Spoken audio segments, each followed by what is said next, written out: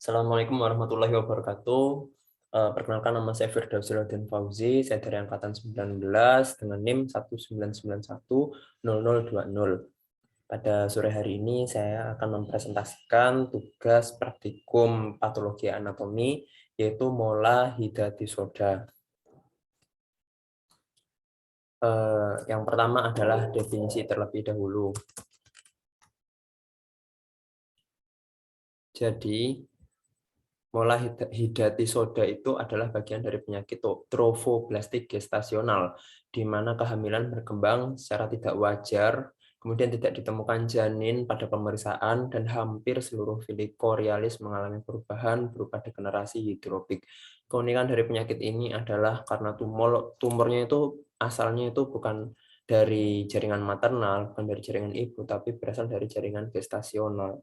Kemudian bentuk lain dari trofoblas gestasional ini adalah koriokarsinoma yang dia tuh bersifat ganas dan invasif.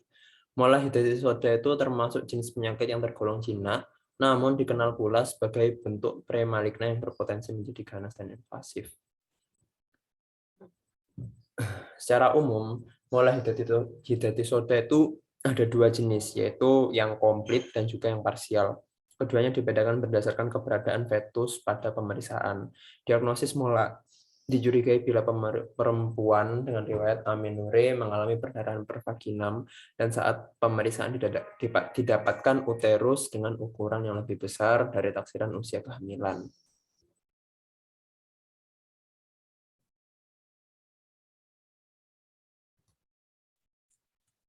Kemudian sudah ganti belum ya?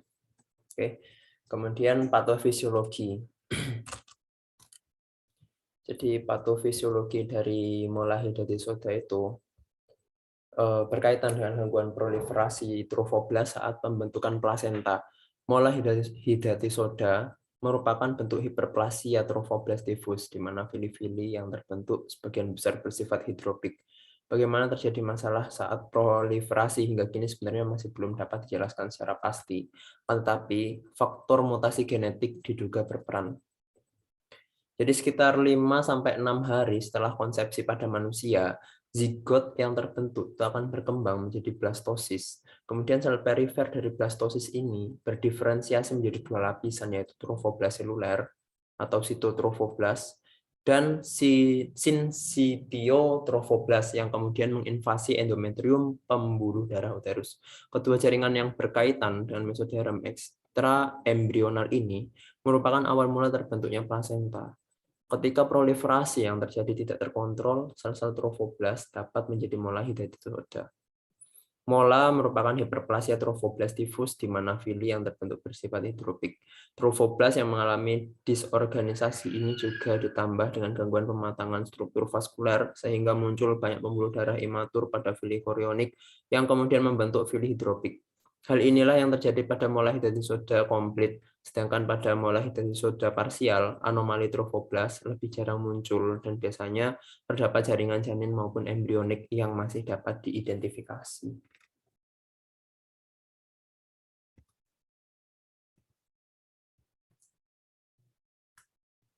Kemudian selanjutnya adalah gambaran klinis. Gambaran klinis dari mola hidatisoda. Yang pertama itu adanya perdarahan pervaginam. Jadi perdarahan pervaginam itu kerap kali menjadi keluhan utama yang menyebabkan pasien datang ke rumah sakit. Gejala perdarahan ini biasanya muncul pada trimester pertama dengan rata-rata terjadi pada usia kehamilan 12-14 minggu. Volume perdarahan yang terjadi dapat bervariasi, sebagian muncul sedikit-sedikit dan bersifat intermiten, akan tetapi tidak sedikit pula yang datang dengan perdarahan hebat hingga menyebabkan syok dan kematian. Selanjutnya itu adanya apa itu istilahnya hiperemesis gravidarum. Jadi pada mulanya gejala mola hidatisoda itu tidak berbeda dengan kehamilan normal, misalnya mual, muntah, pusing. Hanya saja derajat keluhan yang dirasakan itu seringkali lebih hebat. Pasien dengan mola hidatisoda itu cenderung mengalami hiperemesis gravidarum akibat tingginya kadar HCG dalam darah. Kemudian selanjutnya itu adalah hipertiroidisme. Jadi mola hidatisoda itu terutama yang terlambat didiagnosis, misalnya pada usia kehamilan 14 sampai 16 minggu itu baru terdiagnosis, itu biasanya dapat disertai dengan gejala dan tanda hipertiroidisme seperti takikardi dan juga tremor. Selain itu, molehtisoda juga dapat berkaitan dengan kemunculan preeklamsi dini. Pada beberapa kasus yang sangat jarang terjadi, pasien datang dengan distress napas berat akibat emboli paru yang dikarenakan jaringan trofoblas masuk ke sirkulasi darah hingga ke paru, sehingga pasiennya itu sesak nafas. Kemudian molehtisoda itu sering disertai dengan kista lutein, baik unilateral maupun bilateral di kedua sisi sinistra dan juga dekstra. Umumnya, kista menghilang setelah jaringan mola dikeluarkan. Kasus mola dengan kista lutein memiliki risiko 4 kali lebih besar untuk menjadi keganasan di kemudian hari dibandingkan kasus mola tanpa kista. Kemudian, apabila kita melakukan pemeriksaan fisik yang bisa kita dapati adalah lebih dari 50% mola hidatisoda itu muncul dengan ukuran uterus yang lebih besar bila dibandingkan dengan usia kehamilan. Hal ini disebabkan perkembangan mola hidatisoda yang lebih pesat sehingga pada umumnya uterus itu tampak lebih besar dari usia kehamilan. Meskipun demikian pada kasus Dining Mole, ya ini ada beberapa pengecualian. Dapat ditemukan uterus yang berukuran lebih kecil atau sama besar dengan usia kehamilan dikarenakan perkembangan jaringan trofoblas yang tidak begitu aktif. Setelah gambaran klinis adalah gambaran histopatologi. Jadi gambaran histopatologinya itu saya tidak mendapatkan yang mikroskopik ya, mohon maaf dokter, saya hanya mendapatkan yang makroskopik seperti ini gambarannya. Jadi dia itu setelah dikeluarkan molanya itu dari uterus itu didapati jaringan yang seperti ini. Ini tuh apa? Ini tuh merupakan degenerasi hidropik yang hampir, mohon maaf saya ketik, hampir dari seluruh Fili chorioalis itu berdegenerasi hidropik menjadi jaringan mola hidatisoda ini. Kemudian jaringan ini itu asalnya itu bukan dari jaringan ibu atau dari jaringan maternal, akan tetapi dari jaringan gestasional atau bakal bayinya. Kemudian upaya pencegahan apa saja yang bisa kita lakukan? Tentu saja yang utama itu adalah edukasi pasien ya, karena kita harus mengedukasi pasien mengenai kemungkinan berkembangnya penyakit tersebut. Menjadi keganasan sangat penting ditekankan pada seluruh pasien dengan mola hidatisoda. Memang mola itu bukanlah sebuah keganasan ya, dia itu hanya tumor jinak, akan tetapi dia itu sering sekali menjadi keganasan karsinoma korio tadi. Kemudian karena potensi berkembangnya penyakit menjadi keganasan cukup tinggi, penting edukasi mengenai resiko yang mungkin menyebabkan keganasan serta kita harus melakukan protokol follow up yang harus dilakukan. Selain itu, kita juga mempertimbangkan untuk melakukan kontrasepsi kepada pasien, terutama setelah 6 bulan, selama 6 bulan setelah kita mendiagnosis setelah kita mengangkat atau mengevakuasi jaringan mola untuk mencegah bias pada pengukuran kadar serum HCG. Jadi mola hidatisoda itu kan kita tahunya kalau kadar serum HCG-nya tinggi, akan tetapi kalau ibunya hamil kan juga bisa tinggi. Maka dari itu kita bisa menjadi bias dan menjadi kacau. Kita harus menunggu usia kehamilannya cukup untuk kemudian bisa melakukan radiologi. Nah, untuk menghindari terjadinya kerumitan pemeriksaan penunjang, maka kita mempertimbangkan untuk melakukan kontrasepsi selama 6 bulan sejak dilakukan evakuasi jaringan mola. Perlu juga disampaikan kepada pasien, bila hamil kembali, maka sebaiknya melakukan pemeriksaan kehamilan sejak dini, karena ada risiko mola hidatisoda yang berulang dengan pasien yang memiliki riwayat mola hidatisoda. Kemudian kata-kata motivasi Islami. Sebelumnya mohon maaf dokter, saya itu tidak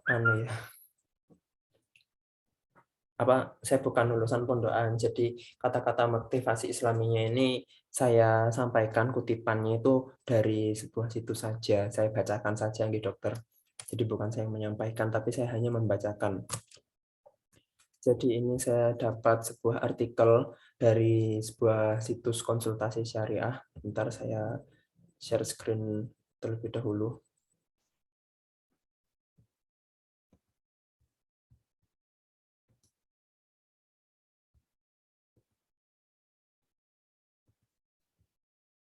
Kita baca bareng-bareng nih dokter nih. Jadi pahala wanita hamil. Jadi ada orang bertanya kepada Ustadz Aminur Baits, adakah hadis yang menerangkan pahala bagi ibu yang sedang hamil? Dijawab, Bismillahirrahmanirrahim.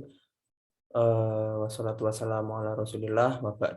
Terdapat sebuah hadis yang menyatakan bahwa Salamah, yaitu wanita yang telah merawat Ibrahim, salah satu putra Nabi Shallallahu Alaihi Wasallam, itu pernah bertanya, ya Rasulullah, Anda sering memberi kabar gembira dengan amal kepada para lelaki, tapi Anda tidak memberi kabar gembira kepada para wanita. Kemudian Nabi Shallallahu Alaihi Wasallam memberi motivasi kepadanya.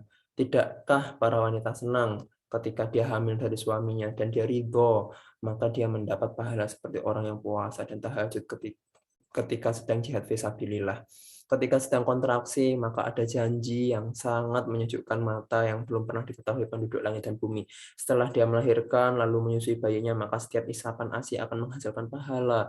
Jika dia bergadang di malam hari, maka dia akan mendapat pahala seperti membebaskan 70 budak fisabilillah. Hadis ini menyebutkan fadilah yang luar biasa bagi wanita hamil. Hanya saja hadis ini lemah, bahkan palsu. Astagfirullahaladzim. Karena dalam sanadnya ada perawi bernama Amr bin Said Al-Khawlani. Kata Al-Zahabi, Al-Khawlani ini banyak membawakan hadis palsu. Ibnu Hibban menilainya sebagai hadis dusta, palsu, dikutip dari kitab Al-Majruhin, volume 2, halaman 34. Demikian pula penilaian Ibnul Jauzi dalam Al-Maudu'at, volume 2, 273. Meskipun demikian, bukan berarti wanita hamil tidak memiliki keistimewaan. Setidaknya wanita subur merupakan wanita pilihan Rasulullah Shallallahu Alaihi Wasallam. Apa dalilnya? Dalam hadis dari Ma'qil bin Yasar radhiyallahu an, pernah ada orang yang mendatangi Nabi Shallallahu Alaihi Wasallam dan menyampaikan keinginannya. Saya mencintai seorang wanita cantik dan dari keluarga terhormat, namun dia mandul. Bolehkah saya menikah dengannya? Jawab Nabi Shallallahu Alaihi Wasallam, jangan. Orang ini datang kedua kalinya menyampaikan keinginannya yang sama, dan Nabi Shallallahu Alaihi Wasallam tetap melarangnya. Dia pun datang untuk yang ketiga kalinya, dan Rasulullah Shallallahu Alaihi Wasallam tetap melarang dia menikah dengan wanita itu. Hingga akhirnya beliau bersabda, menikahlah dengan wanita yang penyayang dan subur, karena saya membanggakan banyaknya kalian pada seluruh umat. Hadis riwayat Abu Dawud nomor 2050. Kemudian diriwayatkan juga oleh Nasai 3227 dan disahihkan oleh Syekh Al-Albani. Kemudian sebagai balas jasa seorang ibu yang telah melahirkan anaknya, Allah memberi ganti dalam bentuk perintah untuk anak agar taat dan menghormati ibunya. Allah berfirman dalam Quran surat Al-Ahqaf ayat 15. وَوَصَّيْنَا الْإِنْسَانَ بِوَالِدَيْهِ إِحْسَانًا حَمَلَتْهُ أُمُّهُ كُرْهًا وَوَضَعَتْهُ كُرْهًا وَحَمْلُهُ وَفِصَالُهُ 30 شهرا. Kami perintahkan kepada manusia supaya berbuat baik pada dua orang ibu bapaknya. Ibunya mengandungnya dengan susah payah dan melahirkannya dengan susah payah pula. Mengandungnya sampai menyapihnya adalah 30 bulan. Nabi Shallallahu Alaihi Wasallam juga memberi jaminan resiko apapun yang diderita wanita ketika hamil, terutama yang mengancam kematian, akan dinilai sebagai syahid. Dari Ubadah bin Samit radhiyallahu an, bahwa Nabi Shallallahu Alaihi Wasallam pernah menjenguknya ketika Ubadah sedang sakit. Di sela-sela itu Nabi Shallallahu Alaihi Wasallam bertanya, tahukah kalian siapa yang mati syahid di kalangan umatku? Ubadah menjawab, ya Rasulullah, merekalah orang yang sabar dan selalu mengharap pahala dari musibahnya. Kemudian Rasulullah Shallallahu Alaihi Wasallam mengarahkan, berarti orang yang mati syahid di kalangan umatku cuma sedikit. Orang yang mati berjihad di jalan Allah syahid. Orang yang mati karena taun itu syahid atau pandemi. Orang yang mati tenggelam itu syahid. Orang yang mati karena sakit perut itu juga syahid. Dan wanita yang mati karena nifas, dia akan ditarik oleh anaknya menuju surga dengan tali pusarnya. Hadis riwayat Ahmad dalam musnadnya nomor 15.998 dan dinilai sahih li ghairihi oleh Syuaib Al-Arnaud. Dalam hadis lain dari Jabir bin Atik bahwa Rasulullah Shallallahu Alaihi Wasallam pernah menjenguk Abdullah bin Sabit ketika itu beliau sedang pingsan karena sakit. Di tengah-tengah itu ada orang yang menyinggung masalah mati syahid. Lalu Nabi Shallallahu Alaihi Wasallam bertanya, siapa yang kalian anggap sebagai mati syahid? Mereka menjawab orang yang mati di jalan Allah. Kemudian Nabi Shallallahu Alaihi Wasallam memberikan pengarahan lagi. Mati syahid itu ada 7. Selain yang terbunuh di jalan Allah, orang yang mati karena taun syahid, orang yang mati tenggelam syahid, orang yang mati karena ada luka parah di perutnya syahid, orang yang mati sakit perut syahid, orang yang mati terbakar syahid, orang yang mati karena tertimpa benda keras syahid, dan wanita yang mati sementara ada janin di dalam kandungannya juga syahid. Hadis riwayat Abu Daud 300-111 dan disahihkan oleh Al-Albani. Karena itulah Rasulullah Shallallahu Alaihi Wasallam memerintahkan agar anak selalu memperhatikan ibunya. Dari Abu Hurairah radhiyallahu an, beliau bercerita, seorang datang kepada Rasulullah Shallallahu Alaihi Wasallam dan berkata, wahai Rasulullah, kepada siapakah aku harus berbakti pertama kali? Kemudian Nabi Shallallahu Alaihi Wasallam menjawab, ibumu. Kemudian orang itu tanya lagi, kemudian siapa lagi ya Rasulullah? Kemudian Nabi Shallallahu Alaihi Wasallam menjawab, ibumu. Orang tersebut bertanya kembali, kemudian siapa lagi? Beliau menjawab, ibumu. Orang tersebut bertanya kembali, kemudian siapa lagi? Untuk yang keempat kalinya, Nabi Shallallahu Alaihi Wasallam menjawab, kemudian ayahmu. Hadis riwayat Bukhari 5971 dan Muslim 2548. Bukankah ini semua membanggakan bagi para wanita yang hamil? Wallahu a'lam. Dijawab oleh Ustadz Aminur Bait, yaitu Dewan Pembina Konsultasi Syariah.com. Saya rasa demikian presentasi saya, Dokter. Lebih kurangnya saya mohon maaf. Wabillahi taufiq wal hidayah. Wassalamualaikum warahmatullahi wabarakatuh.